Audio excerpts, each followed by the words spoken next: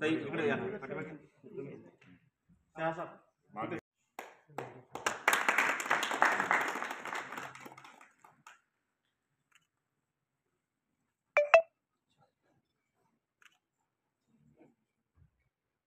ताई ताई कुठे ताई रे.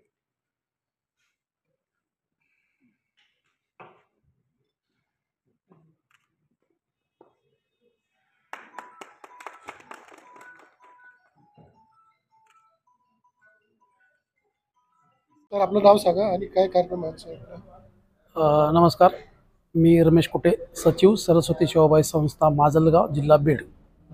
आजचा या ठिकाणी जो संभाजीनगर या ठिकाणी आजच्या या परिषद बाल हक्क व पर्यावरण परिषदचे आयोजन केलेलं आहे. या परिषदेसाठी महाराष्ट्रातून कानाकोपऱ्यातून आलेले एकूण 50 संस्था प्रतिनिधी आलेले आहेत. सर्व या NGO बालकाचे हक्क व पर्यावरण यावर काम करीत आहेत. यामध्ये आसाम येथून एक इंटरनॅशनल क्लब पप्पू शहा हे सुद्धा मार्गदर्शन करण्याला आलेले आहेत. कारण बालकाचे हक्क आज हिरावून जात आहेत.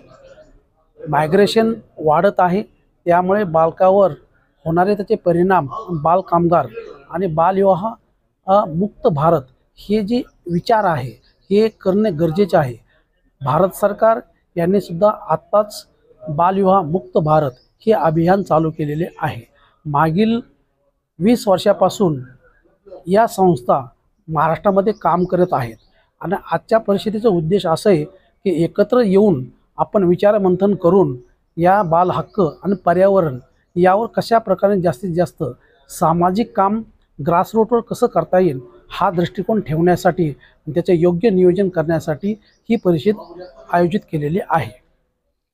आजकाल बघतोय मी क्रांती चौक अशा छोट्या आपल्या सिग्नल सांगाल सर, तुम्ही काय सांगाल सर? आजकाल मी बघतोय लहान मुलांचा गैरवापर करतात भीक मागण्यासाठी वगैरे सिग्नलवरती. हाच NGOच्या आणि शासनाच्या माध्यमातून आपण बालकांचे हक्क जे हिरावून घेतले जात आहे त्यांना शिक्षणापासून वंचित केलं जात आहे. बालमजुरीमध्ये वाढ होत आहे. प्रत्येक आपण जर पाहिलं चौकाच्या हॉटेलमध्ये हे बालकामगाराचा वापर केला जातो आणि ह्या सामाजिक संस्था ज्या महाराष्ट्रातल्या या ठिकाणी 50 संस्था जमा झालेल्या आहेत, यांचं एक स्पष्ट धोरण आहे की बालकांचा हक्क बालकांना मिळाला पाहिजे. मग तो त्यांचा शिक्षणाचा हक्क असो. आज असं झालेलं आहे की बऱ्याच जिल्ह्यामध्ये मायग्रेशन होत आहे. हे हंगामी मायग्रेशन जे होत आहे, आई वडील त्या ठिकाणी कामाला जात आहे आणि त्यांच्या मुलाला सोबत घेऊन जात आहे. त्यामुळे त्यांना शिक्षणापासून अलिप्त राहावं लागत आहे. त्यामुळं या लोकांचं काउन्सिलिंग करणं खूप काळाची गरज आहे आणि त्यातून या बालकांचं स्थलांतरण थांबून त्यांना शिक्षणाच्या प्रवाहामध्ये आणणं गरजेचं आहे. त्यासाठी आज या कार्यक्रमाला माननीय नामदार अतुलजी सावे साहेबांना आम्ही विशेष आमंत्रित केलेलं आहे. कारण त्यांच्याकडे जे विभाग आहे, कॅबिनेट मंत्री आहे, OBC महामंडळ, जवळपास मायग्रेशनमध्ये हा समाज बऱ्याच प्रमाणात ऊसतोडीसाठी जात आहे. तर आम्ही त्यांना विनंती करणार आहोत की या सामाजिक संस्थेच्या माध्यमातून आणि आपल्या विभागामार्फत यांना जर उपजीविकेचे साधन निर्माण करून दिले तर ह्यांचं मायग्रेशन थांबल्याशिवाय राहणार नाही. आणि मायग्रेशन जर थांबलं तर त्यांचं उपजीविकेचं साधन या ठिकाणी निर्माण जर झालं तर त्यांचं आर्थिक स्तर वाढेल आणि स्वतःच्या मुलाकडं बघण्याचा दृष्टिकोन त्यांचा बदलेल आणि त्यांना एज्युकेशनमध्ये जास्तीत जास्त घेऊन जाण्यासाठी हे माता पिता लक्ष देतील असा आमचा दृष्टिकोन आहे. आणि तो भविष्यात आम्ही लवकरात लवकर त्याची कशा प्रकारची अंमलबजावणी करता येईल, कसं नियोजन करता येईल, ग्रासरूटमधला जो घटक आहे त्यांना या प्रवाहामध्ये ठेवून बालकावरचे जे अन्याय आहे किंवा आज विचार जर केला तर महाराष्ट्रामध्ये NCPCRचा रिपोर्ट आहे की बाल लैंगिक अत्याचार हे जास्त प्रमाणात सोलापूर, बीड, परभणी या जिल्ह्यामध्ये आणि ठाणे या जिल्ह्यामध्ये जास्त प्रमाणात आहे. तर याच्यासाठी सर्वांनी मिळून सामाजिक दृष्टिकोन ठेवून काम करणे गरजेचे आहे. सर, आज हॉटेलमध्ये गॅरेजमध्ये लहान मुलांचं खूप मोठं प्रमाण आहे, काम करता येते. तर त्यासाठी काय आपण यासाठी शासन स्तराला आम्ही वेळोवेळी रिपोर्टिंग करीत आहोत, माहिती देत आहोत.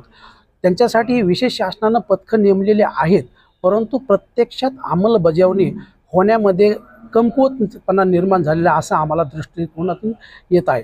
त्यासाठी वेळोवेळी आम्ही शासनाला निवेदन देतोय, माहिती देतोय की याच्यावर तुम्ही ॲक्शन घ्या आणि ह्या मुलांना त्या कामापासून परावृत्त करून शिक्षणामध्ये आणण्यासाठी सहकार्य करावे. परत शाळाबाह्य विद्यार्थ्यांच्या समस्या आहेत की शाळा काही कारणास्तव ते सोडून गेले, अशा शाळाबाह्य विद्यार्थ्यांना आपण आणण्यासाठी काही प्रयत्न करतो. आम्ही काउन्सिलिंग करतो. ह्या शाळाबाह्य मुलांना जास्तीत जास्त शाळेमध्ये ज्या त्या एरियामध्ये जर प्रवेश देण्यासाठी त्यांचं मनोबल आम्ही उंचावण्यासाठी प्रयत्न करीत आहोत आणि यातूनच ते बालक या समाजाची पुढील पिढी घडवितील यासाठी आम्ही अहोरात्र प्रयत्न करीत आहोत.